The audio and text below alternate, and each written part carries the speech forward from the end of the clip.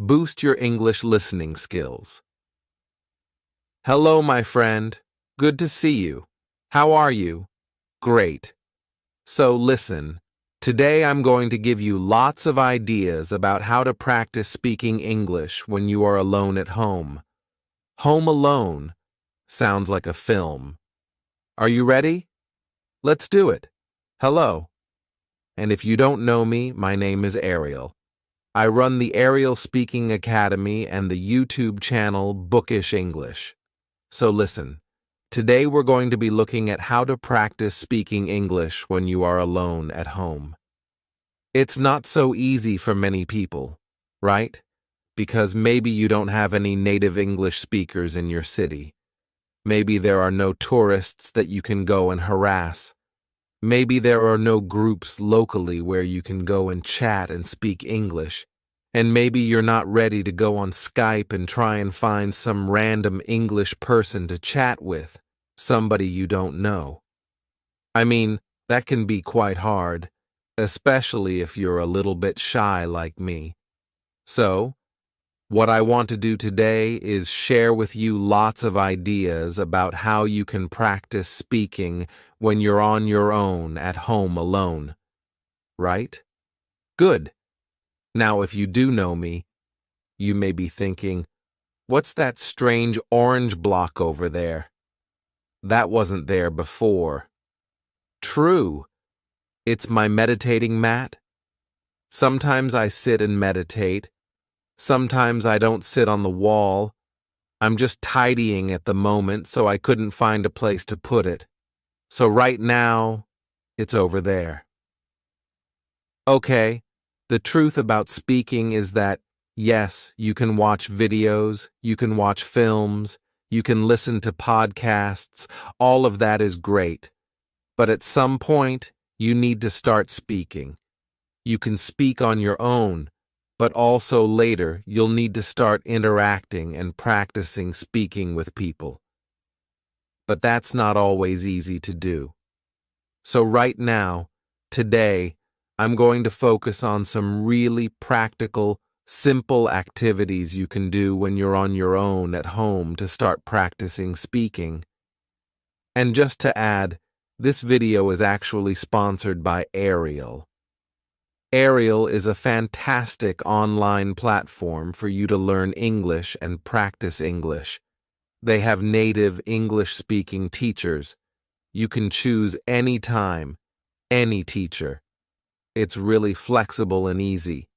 And if you are studying IELTS, they do have online IELTS courses that you can follow. Right? Lots of materials, lots of ideas. So a big thank you to Ariel. Thank you guys for sponsoring the video. And also, if you are new to Ariel, for first-time users, you can get a discount.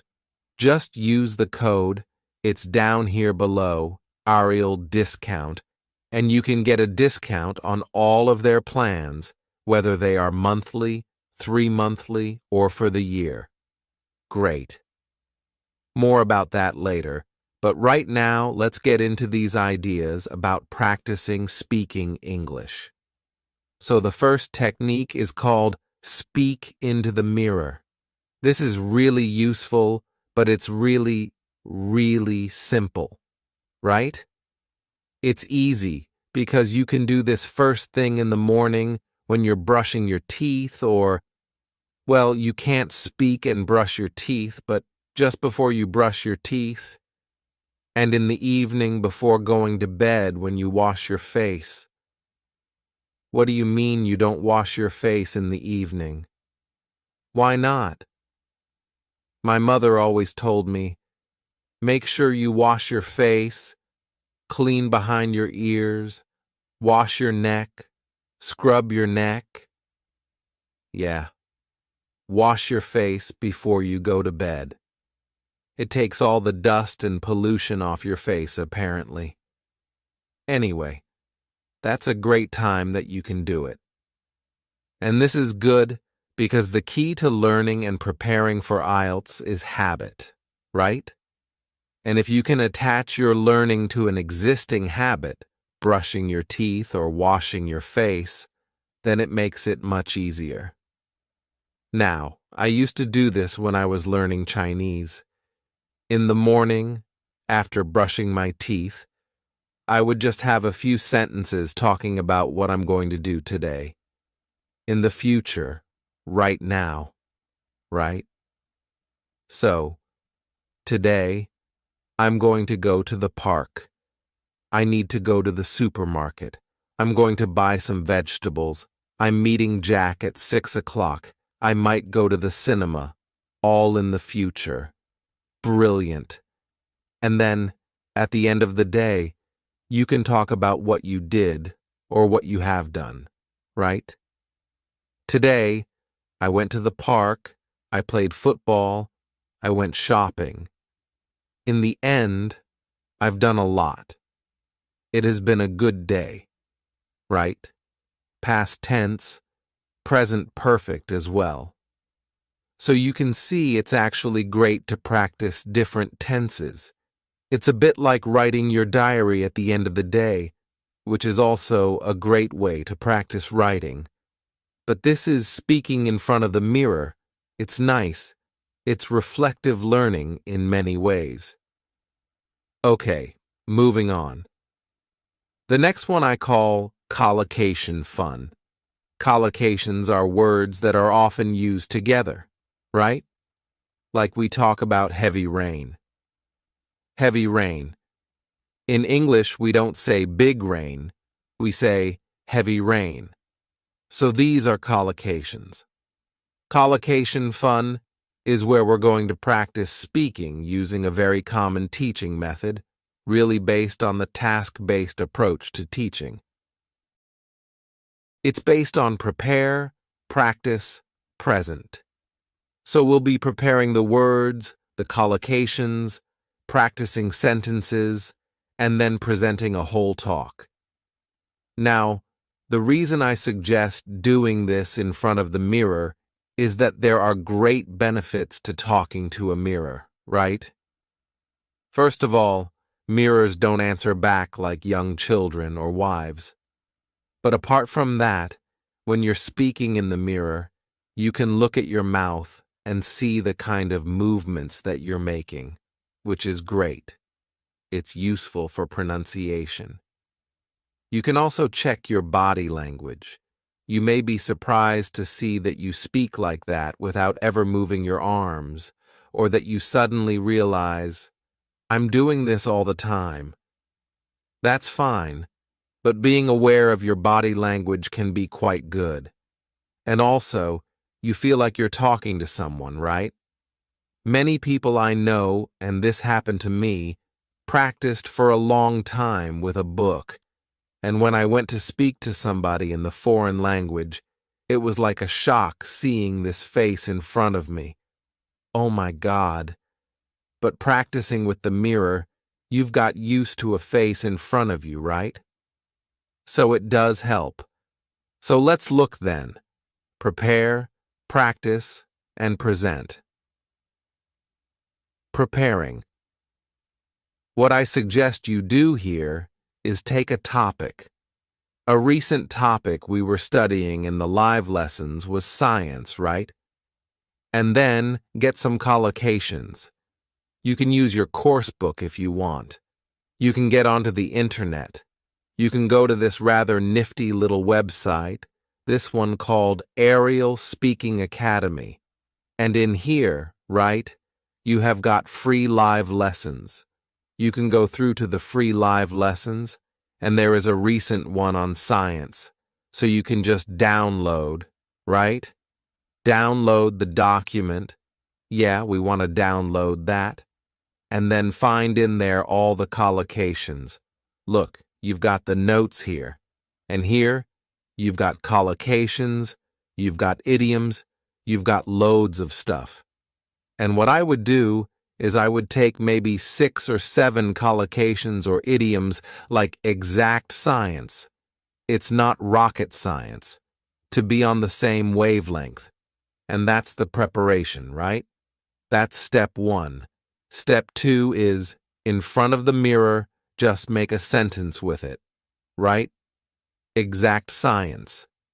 Well, parenting, bringing up children, is not an exact science. Cooking is not an exact science. Frying an egg? It's not rocket science. It's actually quite easy, right? And then I'm just practicing sentences here. And then, in the end, after practice, present. I take one of the old Part 2 questions around science. Maybe something like, describe an area of science you're interested in, and then start to talk about it for maybe a minute, and trying, if possible, to use some of these phrases and sentences, right? So you may say something like this. Describe an area of science you're interested in. Well, okay. I guess an area I'm interested in actually is cooking. And I know it's not an exact science, but I guess it's a branch of science. A branch of food science, maybe, right? And I am interested in the science behind cooking. I think it's very interesting. I know with cooking, when you heat things up, they change. And when you mix different things like sugar and vinegar, you get different levels of acidity and chemical reactions happen. So I think it's really interesting, right? I think chefs and scientists are really on the same wavelength because they're trying to experiment and discover new things, whether it's cooking or new dishes, things like that. I know cooking isn't rocket science, but I am interested in how it works. And so, yes, although it's not a hard science, I think it's an interesting area of science for me. So you can see what I'm doing here is not giving a perfect Part 2 answer. I'm just trying to activate and practice some of these expressions that I've been learning. And that's it, really. So that's it. It's great, because that preparing the collocations, practicing the sentences, and then presenting a talk is a really tried and tested method. Do it in front of the mirror. It's great. You get everything. You get the contact with somebody, but you can see yourself. You can monitor yourself. It's really, really effective. Collocation fun? Great. I want to go and do it. It sounds like so much fun. I'm going to do it again right now. I'll be back in a moment. Next up is, practice with short audios. Now, I am a big fan of extensive listening, right? Listening to podcasts and films. That's great. But when it comes to speaking, I think short audios are much better. They are bite-sized chunks. They're easy to use, and your concentration is shorter for shorter periods of time. You can work with, for example, recorded IELTS sample answers. There are many websites that have those. Not written, it must be recorded, right? You want to listen and then speak. There's a tool that I've talked about in the past to many of the students here. It's called LingQ, and I like it because it's full of short audios that you can use to help start speaking, and it's free. I mean, there is a paid version, but you can get lots of stuff for free, which is great. Here, let me show you first of all how that might work. So this is LingQ. Okay, I'm not going to explain how it works. You can find that out once you kind of sign up for free. But basically, there's a library. You choose your level here. So let's say I'm going to go intermediate, and you can choose down here different audios to listen to. I've got one of my previous lessons here about sport that I will open up, and let me just show you briefly how it works. We'll just focus on the bit on the left. Okay, let's try. Hello, Stephen. Hello, Steve. Nice to see you again. Nice to see you again. So, what I want you to focus on first is, as you listen to the sentence, pick out the stressed words. Nice to see you. Nice. See you. Like to chat a bit about your interest in sports. Chat, interest, sports. So I'm just repeating the stressed words. To the interest of sports, sure. You lived in Japan for quite a few years, I think. That's lived Japan, years, I think. Right. About 9 years. 9 years. Okay, so you can see I'm just doing the word stress. And also, you can pick out chunks or phrases that you like or that sound interesting. Years, and I think you lived in different cities. That's right. I lived in Sendai for 4 years, which is a little bit north of Tokyo. A little bit north, that's interesting. Which is a little bit north, right? Not in the north, not located in the north, is a little bit north of. Nice. Tokyo for 4 years and then 1 year down south in Shikoku. Down south. Interesting. Not in the south. Down south. Okay. And did you play any sports when you were in Japan? A little bit. A little bit. I love that. A little bit. Played a little bit of soccer. I played a little bit of soccer. A little bit of soccer. Isn't that great? So you can see I'm picking out either the stressed words or little phrases or chunks that I like. And this is really helping us listen and prepare for speaking. Next, what you'll do after you've finished, if you want, you can check the tape script as you listen again. That's fine. But at the end, what I would like you to try and do is try to repeat the audio or the lesson, giving a summary. So, repeating it with your words. Not reading, not listening. In fact, you can just close that, focus on your own words, right? Oops. And then, after you've done that and you've done a bit of practice, you could then try to retell the lesson or the story and record yourself. If you're not sure, you can use your mobile apps to record your voice. There's Vocaroo, which is also a very simple online voice recorder. And recording yourself is great because it puts pressure on you, and that, my friend, is good. Also, you can then, once you've listened back, go and compare to the original lesson or story with the tape script and see if it's different. Did you make a mistake? Instead of saying a little bit of football, did you say a little bit football? Or did you use different collocations, right? Instead of individualized sports, did you say personal sports? Something different? That noticing again puts pressure on you, which is great, and it also helps you notice. Noticing language is a kind of feedback which is essential to improve. So that's it. Practice with short audios.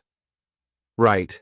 The next one is really fun, and it's about imitating your favorite English-speaking actor or actress. Okay, so here, when you watch a film in English, take some of the actors that you really like and pretend to be them, right? So you're copying their body language, their gestures, their facial expressions, their accent, their voice, their words. You're copying everything. Why does this work? Because it's all about identity. A key part of language learning is your identity as an English speaker. And as students, we often have a mask, or we can create a mask that we hide behind when we speak a foreign language. And this can be very, very helpful to reduce anxiety or stress, especially if you're shy and you're embarrassed of mistakes and of not speaking correctly. When you have this mask to hide behind, it doesn't matter because you're being somebody else. And it's great fun to do this with actors and actresses. Is that actresses? Actresses that you like. Let me show you a very, very simple example. There's a great actor called Rowan Atkinson. You may know him for Mr. Bean, but he plays a myriad of characters, and one of the recent ones is Johnny English. Right? Let's have a look at Johnny English. He's the key to this. I'm not sure. Let me clear up the uncertainty for you. You haven't. Right? So it's that taking the character, trying to do the voice and the whole body, and you become that character. And you become that character. And you can do that when you're practicing speaking on your own. Right? You probably don't want to do it when you're out and about at the shops or speaking to foreign people. Hello! They think you're Johnny English. They think you're mad. But when you're having fun at home, it can be a great way to practice. So that's it. Imitate your favorite English-speaking actor. The next one is to send audio messages. Right? Now, when you're using, if you're using Facebook, WhatsApp, other social medias that have a chat facility, often we send text messages. You probably send them in your own language, but you could think about sending them in English, right? And go a step further.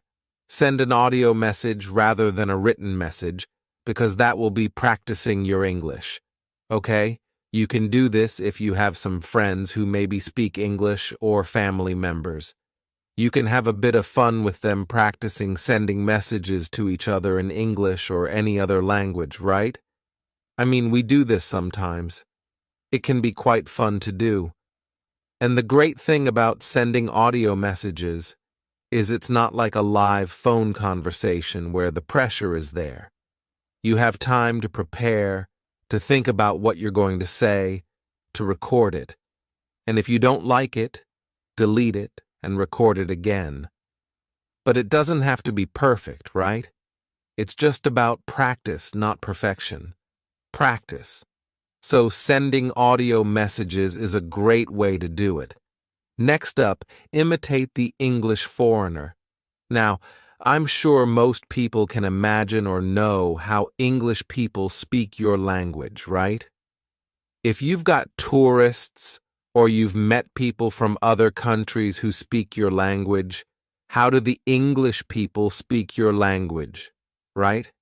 Take that sound, that accent, and start to use it. So, for example, let's imagine I'm Spanish. Hola, español, Miguel, for example, right? And I'm thinking, so how do English people speak Spanish? They don't speak perfectly. Hola, soy Miguel. They speak with an English accent, right? Hola, ¿qué tal? Estoy muy bien, gracias. So the Spanish person would try and speak Spanish with the English accent. Hola, yo estoy muy bien, ¿qué tal? Right? And then switch to English, but keep that accent. Hola, ¿qué tal? Yo estoy muy bien. Hello, how are you? I'm fine, thank you. Can you hear that? The same pronunciation and accent are easy to switch, and suddenly my English sounds English. It sounds great, right? That's it. I'm doing an example with Spanish, but you could do it with any other language, right? Think about how English people speak your language. Speak your language with that accent, and then switch to English, keeping that British accent, or English accent, or American accent. It really can be quite useful and fun to boot. Great. Now the next idea is shadowing. Of course, a shadow, right? If the sun is shining down on the floor behind you, you have a shape the same as you, right? Dark. That's your shadow. The sun leaves a shadow, you leave a shadow. And to shadow someone is to follow somebody.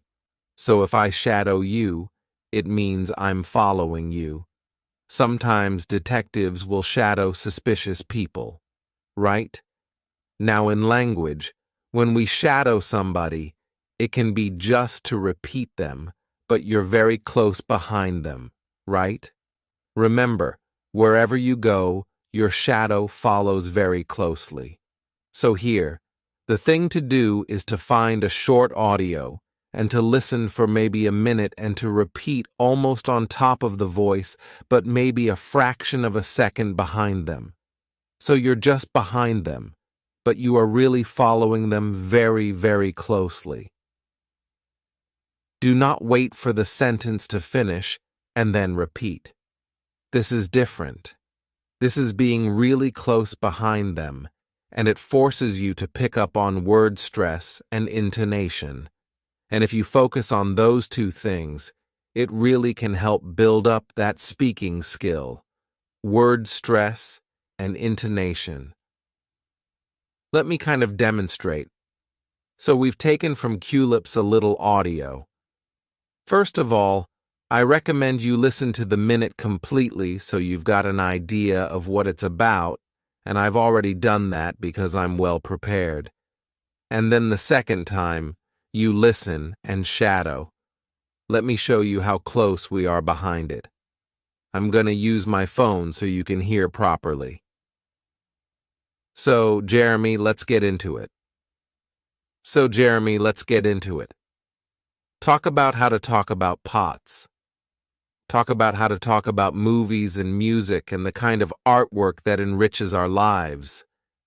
This topic was suggested to us by one of our listeners, and she sends us an email which I will... Okay, I think you get the idea, right? So it's different from wait, listen, and repeat. It's shadowing, following closely. At first, it's very hard, but the more you do it, the more you'll be noticing word stress, intonation, even accent. I noticed I was picking up a Canadian accent, a boat. It's all a boat, right? That is shadowing. Let's move on. So we've had shadowing, right? Now we're going to look at responding. What is responding? Well, put very, very simply, responding is you hear a question, you get an idea, you give an answer, you respond. The biggest problem students have is that they practice. They take a question, they know the question, they've prepared it, and they practice giving answers. Right? What happens in the exam? Well, surprise, surprise. In part 3, you get strange questions you weren't ready for. What do you think of globalization? And what do you do? Well, first of all, have something to say about globalization, right? Make sure you've done a bit of research on the topics. Get some ideas. If you don't know, you can always say, "Oh, I haven't thought about that. Let me see," right? Use a time filler to gain time. But the most important thing is that in your practice, as well as looking at these topics, right, you need to practice responding. Because in part 3 in the exam, the biggest problem students tell me is they don't have an idea. I didn't know what to say. I wasn't expecting that. I just couldn't get my ideas out and speak. So you need to practice responding. Where you hear a question, you've got no idea what it is. You get an idea quickly, and you answer, right? It's a bit of pressure. But as I mentioned before, a bit of pressure is good in your practice. Now, you can do this if you have a speaking partner really effectively, right? So, what you do is one of you says, "I'm going to bring into our next session 5 questions, and you don't know what they are." And the other person does the same. You come into your session, and you ask each other these surprise questions. And it's a shock at first, but it's like anything. It's like going down to the gym. You just practice this, and you build up the skill. If you haven't got a speaking partner, you can do a bit of practice on my YouTube channel, right? If you know my YouTube channel, right? Bookish English, hidden away in the playlists. Go on the playlists. There's lots here that you've probably never seen. And at the very bottom, you'll see two called responding, right? Responding cities, part 1 and part 3. And what I've done here is I've recorded several questions with a gap for you to answer, and then the next question. So if you go into, for example, the part 1, and you press the shuffle button, the questions come at you in a random order, and it works a bit like this. Let me just play it for you, and you'll see. Let's press shuffle, and it plays automatically. Do you like your hometown? Oh, that's a good question. Do I like my hometown? Yeah. I think my hometown, Manchester, which is up in the north of England, is a very attractive place. There's lots of restaurants and shops. It does attract quite a few tourists as well, and they often come in to see the industrial landscape or the football pitches. We have a famous football team called Manchester United. Do Manchester tourists like to visit your hometown? Yeah. There are quite a lot of tourists who come to visit my hometown. So, you see what's happening, right? It's just automatically asking me the next question. And I practice responding because I don't know what the questions are, because it's shuffle random. So you can practice that. You can also make your own, right? Set up your own YouTube channel. Don't worry about people finding it. They rarely do. And you just put some questions up with a gap for the answer and then shuffle. And Bob's your uncle. Fantastic. That's it. The next suggestion is to describe what you are doing. And I know a lot of teachers suggest this as a way of thinking in English, right? So when you're out and about, maybe in the park, and you're seeing different things, you describe what you see. Now, I suggest you start with words, right? So there you are, out and about in the park, and you see, oh, bicycle, person, path, trees, bag, woman, phone. And you're using words, right? And then, right, as you're walking around the park, you make collocations, little chunks of language, right? Riding a bike, a long path, a cluster of trees, the woman glued to her phone, picnic, having a picnic, maybe, right? And then you go on to make sentences. Okay? This is a bit like what we mentioned earlier, the prepare, practice, present. So you're going from words to collocation to sentences, right? Oh, there's a man strolling in the park. There's a woman riding a bike. And also, there are lots of trees. There's a woman glued to her phone, and she looks like she's about to have a picnic. And you go on and on and on, right? Great. You can do it in any context. You can do it at home or when you're out at the shops, wherever. Now you may think, and you may say, yeah, but Ariel, you can't go around the streets talking to yourself. People will think you're mad. Well, yes and no, right? Nowadays, put these on, right? Nowadays, people walk around and they're on the phone and like, hello? Yeah, John? Yeah, I'm in the park, actually. Yeah, it's lovely. There's a man strolling over there. There's a woman riding a bicycle. Yeah, I'm good. How are you? Right? That's perfectly normal to be talking to yourself in the streets, right? And if you're not comfortable with that, you can pretend that you're Johnny English, right? Pretend you're a spy. Hello, yes. There's a man walking along a path. There's a woman riding a bicycle. And I think there's a woman glued to her phone, and she's about to have a picnic, calling the police. Get Johnny English. Laughter. Pretend to be a spy. I don't know. It's very, very normal. But the key is to speak out and go from words to collocation to sentences. Great practice. You can do it at home as well. I mean, I'm talking about getting some fresh air. Nowadays, that's not so easy, right? In fact, if you've got a little mask, you could speak behind your mask. Nobody needs to know. Or just stay home and do it. And the next one is to sing in English, right? Find a song you like in English. Get the lyrics, sing along. It's a great way because why? Because you pick up on melody, intonation, connected speech, contractions, weak sounds.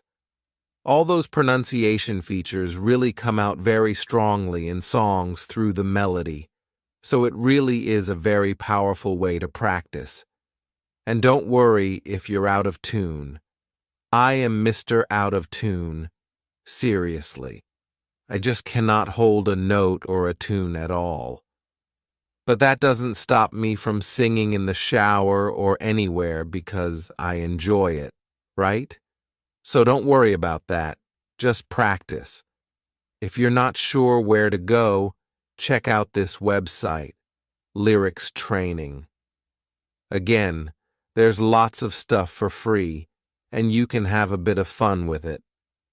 Let me show you briefly how it works. lyricstraining.com. You can get it as an app, which is probably the best way to do it, but just to show you, I'll go to the web. You can choose any song on here. Most of them come from YouTube, I think. But let's take Perfect by Ed Sheeran, and then the game mode. So you decide if you're a beginner. Let's say I'm intermediate, and here we're going to fill random words. So it's actually a game as well as practice. Play the video to start the game. Look at that. It stops if I don't give the answer. Was it and follow my lead? You get the idea. Have a bit of fun with it. So that's it. Go and sing a song. Next up is tongue twisters. Tongue twisters are things that are difficult to say, and this really focuses on pronunciation. They're a lot of fun, good to try, and help you focus on specific sounds. The idea is to repeat the sounds or the riddle 3 or 4 times until you get more fluent with it. It's like a gym workout for your mouth. In English, you're using different muscles from your own language, and very often you're not practicing those muscles enough. Tongue twisters are a great way to do it. For example, the ragged rascal ran round the ragged rock. Good for your R's, right? Try it 2 or 3 times. The ragged rascal ran round the ragged rock. The ragged rascal ran round the ragged rock. The ragged rascal ran round the ragged rock. Or, she sells seashells on the seashore. It's better if you don't read it, because then you're focusing on the right sounds. But that's the S and the esh. It's really good. You can make up your own, right? Find the consonants or the vowels that you struggle with. It's mainly consonants, actually. Peter Piper picked a peck of pickled pepper. You could just say, Peter picked a plump plum. Peter picked a plump plum. Make it up. Great way to practice. Really good for pronunciation. Next, practice idioms with YouGlish. Now, YouGlish is an amazing website. It's very simple to use. It's basically like YouTube, but with clips. You can take any phrase, and I think about idioms here. You input the idiom, and it gives you lots of video clips using that idiom. You just practice, so you can imitate the intonation, the sound, and get some context for the idiom, which always helps, right? It's a really effective way to do it. Let's have a look at how it works. You put in a word or an expression. Let's take, for example, an idiom. I don't know if you know this one. Pull your socks up. which basically means to do better, to work harder, to improve your performance. My teacher at school would always say, "Come on, Mr. O'Hare, it's time to pull your socks up."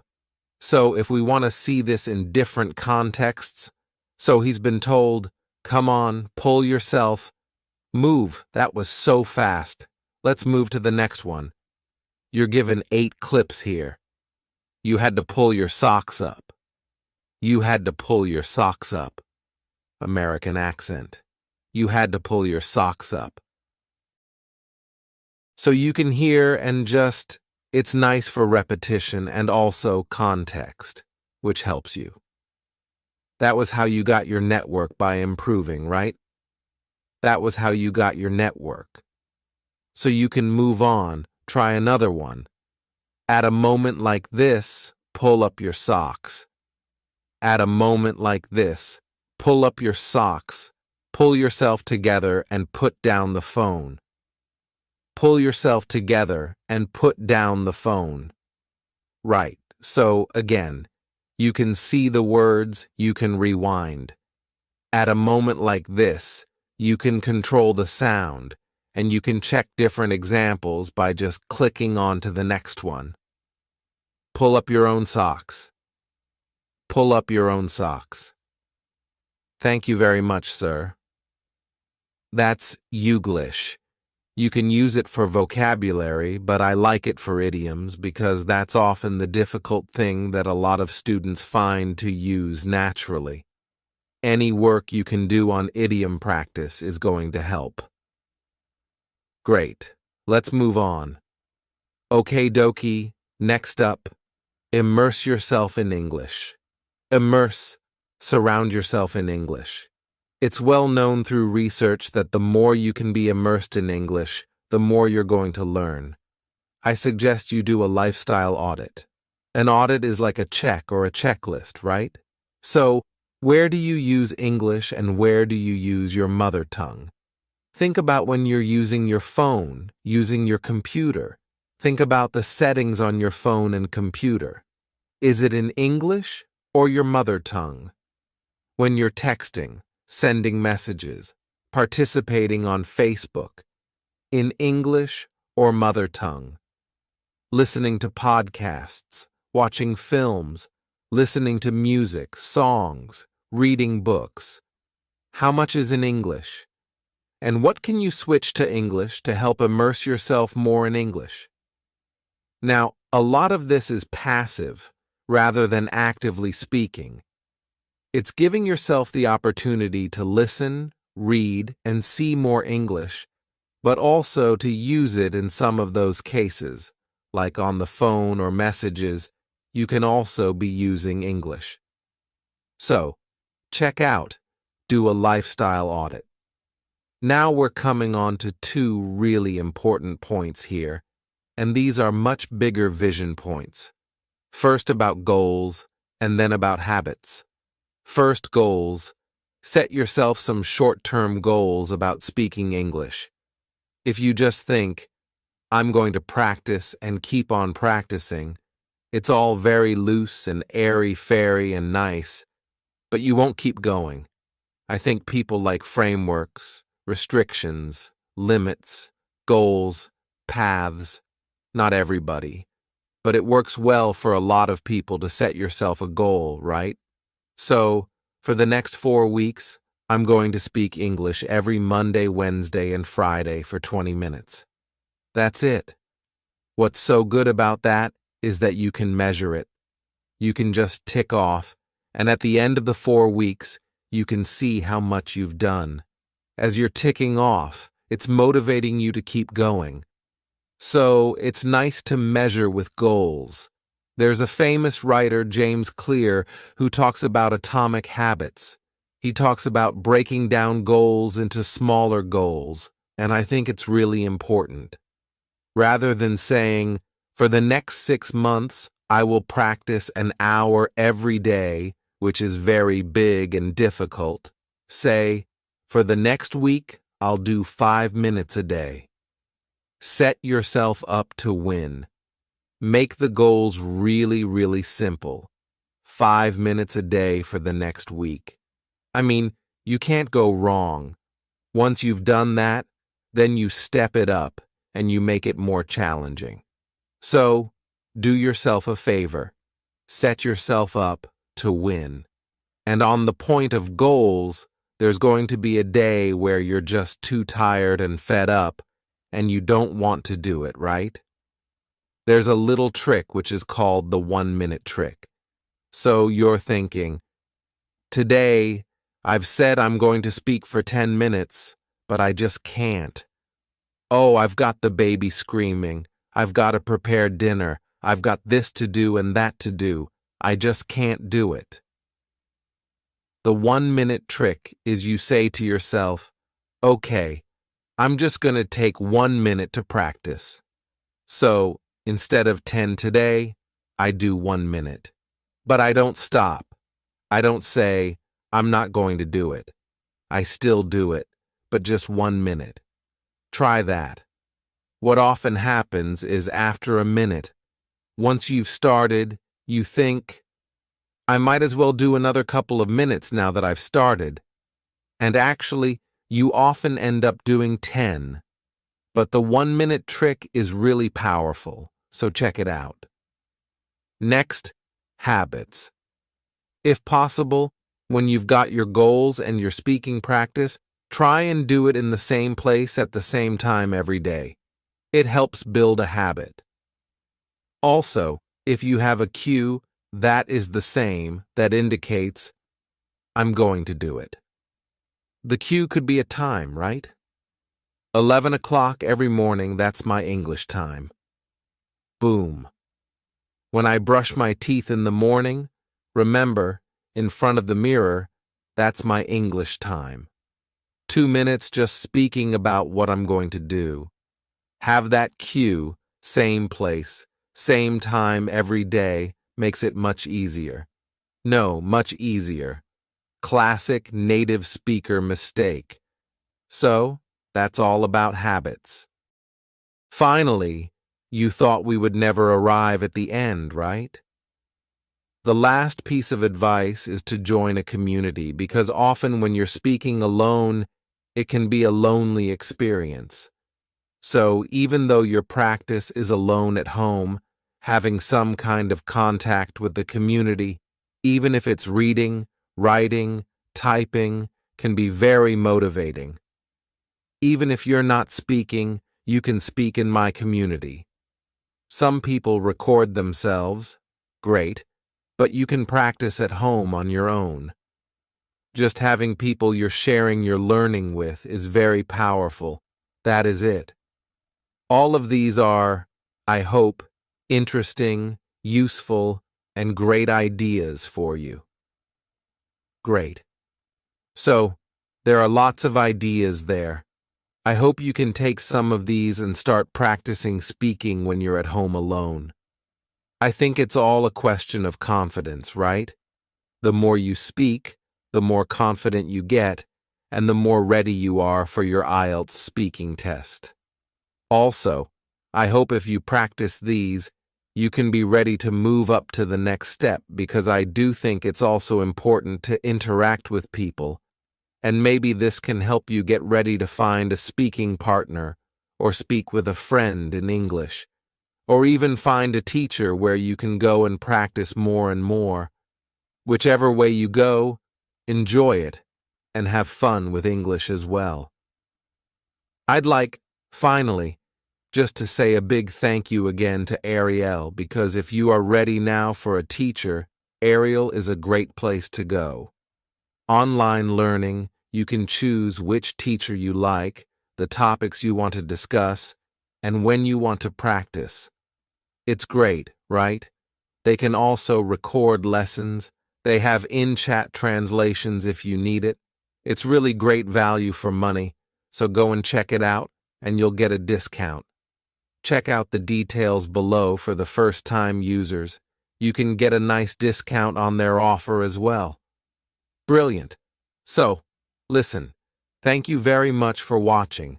If you've enjoyed the video, do like it, share it with others, Subscribe to the channel Bookish English, and that's it. I look forward to seeing you very soon. Take care, my friend. Bye-bye.